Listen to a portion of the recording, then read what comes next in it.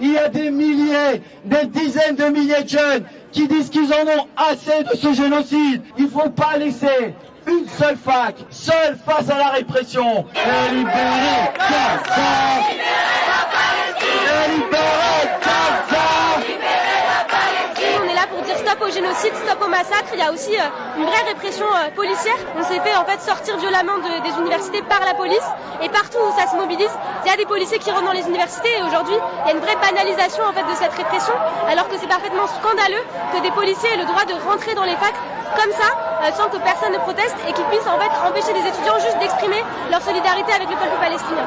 Hier, on a quand même la ministre de l'Enseignement supérieur qui a demandé au président d'université de fermer administrativement les facs s'il y a des mobilisations. Donc on préfère fermer des universités plutôt que de permettre le débat serein dans les universités. C'est aussi ça qu'on dénonce.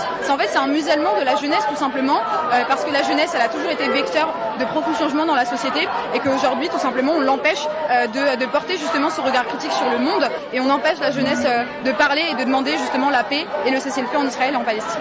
Ils ont convoqué les Rima Hassan, les Anas Kazib, toutes celles et ceux qui ont osé dénoncer ce génocide. C'est une honte. Palestine vaincra. Palestine vivra. Palestine vaincra. Ce qu'on voit aujourd'hui, c'est qu'il y a une instrumentalisation aussi du mouvement qui est fait notamment par certains éditorialistes qui visera à dire que notre mouvement, c'est un mouvement qui vise à la destruction de l'État d'Israël, qui est un mouvement antisémite, qui est un mouvement qui serait finalement violent.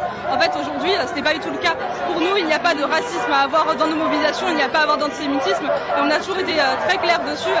Et aujourd'hui, on ferait mieux d'entendre justement la jeunesse qui se mobilise, qui est aujourd'hui beaucoup plus à la hauteur que le gouvernement actuel. La lutte du peuple palestinien est vive. La lutte du peuple palestinien.